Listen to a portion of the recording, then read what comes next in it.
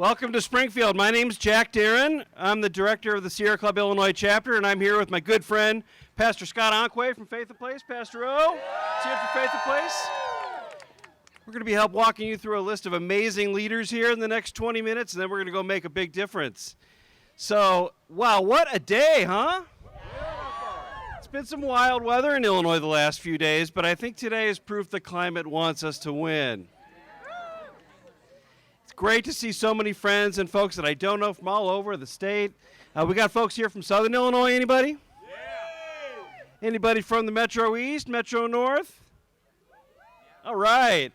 How about the North Suburbs? West Suburbs? South Suburbs? How about the great city of Chicago? Woo! And of course, right here in Central Illinois. Wow. All over the state, people showing up. And that is just great to see, not only to see so many great faces and leaders, because we've seen what happens when we show up. When we showed up, Illinois got on the path to a climate action and equity future with the Climate and Equitable Jobs Act. And that would not have happened if we didn't show up, here and in all the ways. So I'm so glad we're showing up today because there's so much to show up for. And we're going to hear a lot about that from these leaders in just a second. But today, we're showing up for justice. We're showing up for bold climate solutions, not false climate solutions that are lifelines for fossil fuels.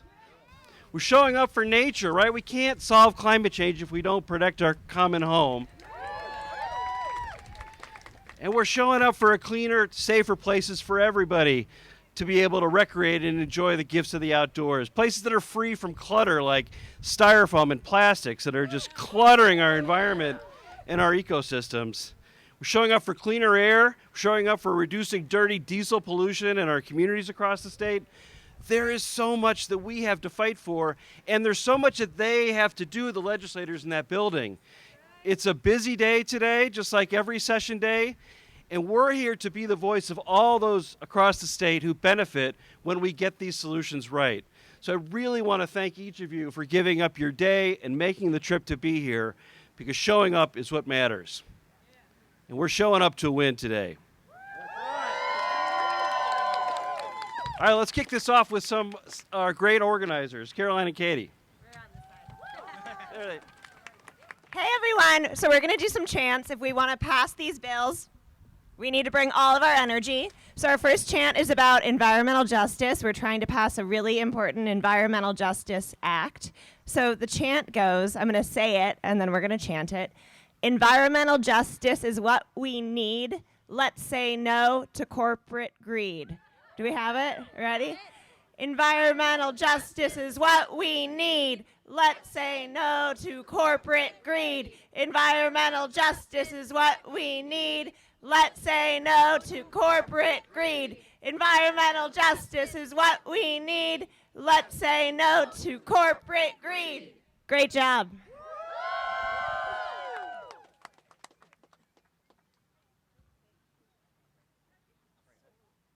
We're going to bring Maddie Cross up to speak on the Polystyrene ban.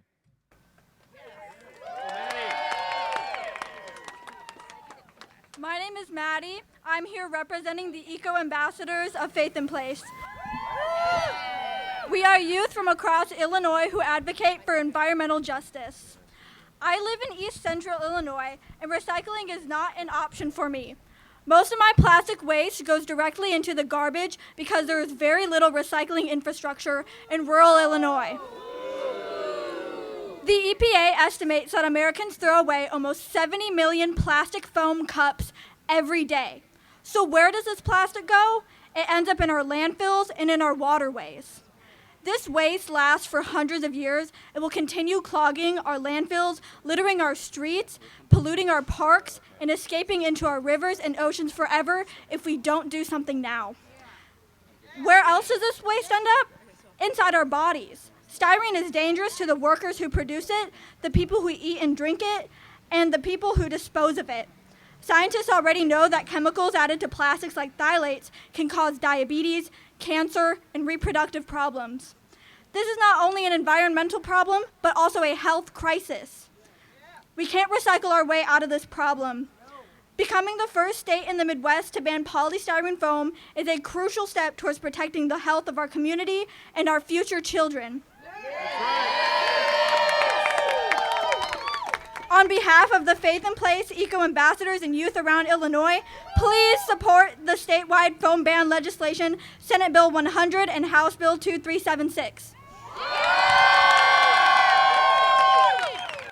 Come on, let's celebrate Maddie for a great job. Come on, introducing Celeste Flores. Come on. Good morning, y'all. Hey. Goodness. Okay. I'm just gonna, we'll see. Though Tucker's gonna kill me. Okay, so it's great to be with y'all, especially folks that traveled all the way from Lake County. Shout out to you all.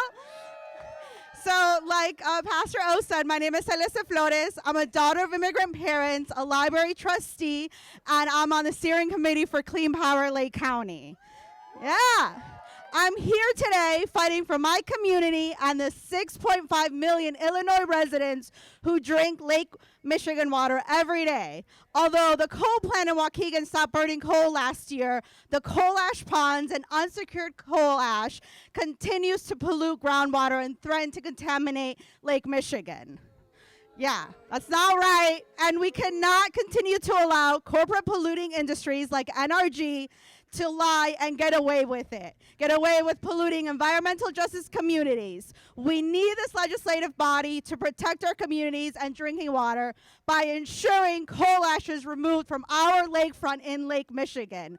So it's time, and we gotta get this bill across the finish line. We gotta assure that coal ash is removed, and we gotta get the Protect Lake Michigan Water Act, HB 1608, SB 1578, across that finish line. Thank you all. I have to say that I love to be surrounded by environmentally friendly folks. Thank you so much for being supportive of this work. My name is Alfredo Romo. I am the Executive Director of Neighbors for Environmental Justice. M4EJ is a community grassroots organization on the southwest side of Chicago. We advocate, we educate and organize within marginalized communities that have taken the brunt of environmental racism and have dealt with social and economic disadvantages for many decades. In the past, I have worked for manufacturing, warehousing, and chemical companies in which I have witnessed firsthand the labor exploitation of the blue-collar worker and the short-term gains of heavy industries that carry a total disregard of environmental health of the communities that host them. Due to these lived experiences and economic hardships, I started to organize my community for the need to fight back against environmental and economic injustices that continue to target these vulnerable communities. M4EJ, along with Chicago Environmental Justice Network sibling organizations, plus IEC, allies, and supporters, have been leading the efforts to end sacrifice zones in the city, across the city and the state of Illinois. We have been investigating, researching, and campaigning against the racist and unjust practices that continue to impact the public health of environmental justice communities such as ours. It has been well documented and reported through the Nomad Asphalt campaign, the Hillcoal environmental disaster, and the general iron fight that the city and the state have long zoned and permitted the majority of polluters into the same neighborhoods, particularly in immigrant and low-income communities. That's environmental racism. It's still happening, and it must stop. Today, we are here to say enough is enough. Please stay attentive and supportive of the of the Environmental Justice Act. It is a bill that was formed with the sole purpose to address the legacy of pollution in communities that have been historically overburdened with high and adverse environmental exposures by polluting industries. These environmental justice communities are in dire need of state guardianship to best protect them from the predatory practices of corporations and extractive industries. That's why we firmly believe that before any new facilities can be permitted, the city and the state have to account for how much pollution is already there. We need to change the process of local zoning and air permitting at the state level to stop putting new polluters next to old ones. But we also need the Illinois Environmental Protection Agency to enforce existing environmental laws. We need the EJ bill to pass so that it'll start to address the environmental concerns and grievances and rectify the harm being done to these communities. Let's work together to make sure that everyone in Illinois has clean air, water, and a healthy environment for a better and cleaner tomorrow. With this, I say, no more sacrifice zones. Wonderful. Thank you so much. We are excited to have the mayor of Waukegan here. Want to acknowledge Ann Taylor at this time. Let's give her a hand. All right. At this time, we are going to have Alexandra Cope to come and speak on building codes and standards. Thank you. My name is Alexandra Cope, and I speak today on behalf of my brother, Clayton Cope, who is one of 6 workers who were killed when the Edwardsville Amazon warehouse where they worked collapsed on top of them during a tornado. I'm here to express support for updating building and residential codes in Illinois. Clayton was only 29 years old when he died. That day, my parents lost a son, I lost a brother, and Clayton lost not only his life, but his future. No family should have to experience the devastation of losing a loved one prematurely, especially when we have tools at our disposal to help prevent deaths. Edwardsville's building and residential codes were last updated in 2006. In the past 17 years, the International Code Council has published 5 updated model codes, each with new standards that improve building design to keep people safe during natural hazard events, including strong winds and tornadoes. I believe that if updated building codes had been in place last winter, the 6 workers who lost their lives might be alive today. We will experience more extreme weather in years to come due to climate change. Don't let lives be lost needlessly tomorrow because we failed to take precautions today. Senate Bill 2368 will update Illinois' building and residential structural standards to protect lives and keeps families intact. Thank you so much for being here today to help us pass this important legislation, Senate Bill 2368.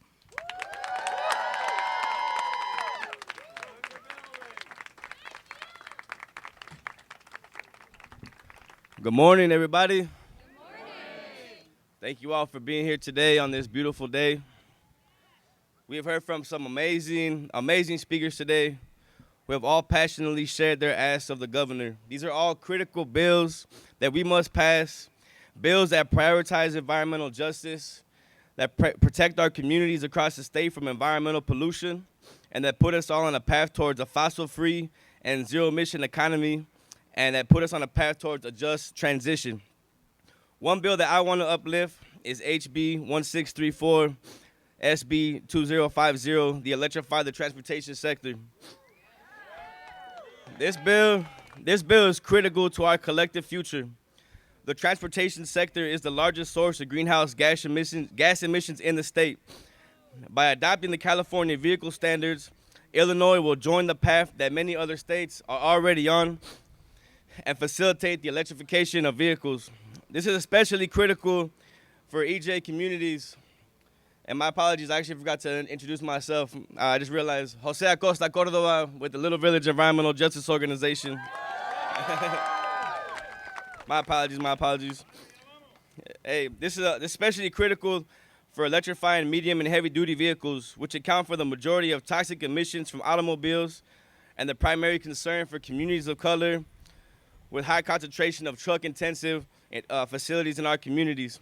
As part of the Neighbors for an Equitable Transition to Zero Emission, also known as Net Z, we have been asking the governor to show leadership on this issue and make Illinois the first state in the Midwest to adopt the Advanced Clean Truck Rule and the heavy-duty omnibus rules. Hey. These rules will save countless lives every year, as well as save Illinoisans billions of dollars in healthcare costs over the next decade as our air quality improves with fewer diesel trucks on the road. The science is there and the data is there. And now the action needs to be there as well, Governor. Our detractors have said it is a fantasy that we will one day have 100% of all medium and heavy duty trucks be zero emission. But as the great Maya Angelou said, if one is lucky, a solitary fantasy can totally transform 1 million realities. And so today, we are taking action and again urging Governor Pritzker to move our state forward on clean car and truck rules and to show leadership, Governor. As the one and only Martin Luther King said, a true leader is not a searcher for consensus, but a molder of consensus. Show us that you're a true leader, Governor. Right now, a group of youth and environmental justice community members will march to the governor's office. We will be delivering a letter to Governor Pritzker detailing our demands for clean air. Throughout the day, as our over 450 Illinoisans lobby their legislators, they will ask them to sign on to this letter and ask the governor to stand in solidarity with us. We say it here now, and we will say it again at Governor Pritzker's office. Illinoisans deserve clean transportation. We deserve to breathe clean air. We demand that you prioritize the health of our communities. Put the people over profits. We are tired of waiting. We demand action, Governor, right now. Thank you. Wonderful. We have one of our climate champions with us, Majority Leader Robin Gable. We're going to ask her for her to come say a word or two. Thank you. Thank you all so much. And thank you all for being here today. I love the signs, electrify everything. It's fantastic. And we have to make sure that the energy we use is renewable energy. It's the only way we're going to proceed. So thank you all. You all helped us pass CEJA, and we are working hard to implement that. But let's keep our eyes on the prize and make sure that that's implemented correctly, that we get jobs for people, that we continue getting renewable energy, and we move forward. So thank you all for being here. Thanks. Are we ready for another chant? Okay, this one's about electrifying everything, especially trucks. Yeah. So I'm going to say it, and then we'll chant it together. Diesel's dirty, makes us sick. Diesel's dirty. JB, help us. Please act quick. So, diesel's dirty, makes us sick. JB, help us. Please act quick. Diesel's dirty, makes us sick.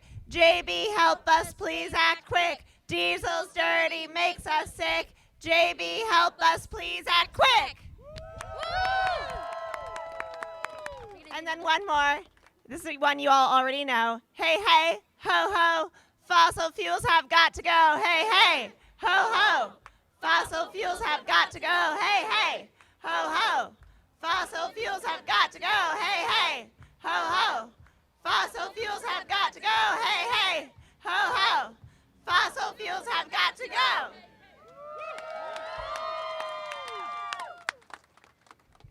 Come on, give yourselves a hand. Wonderful. We really appreciate all of the organization. Kelly Cassidy, come on, let's give Kelly Cassidy a hand. Woo!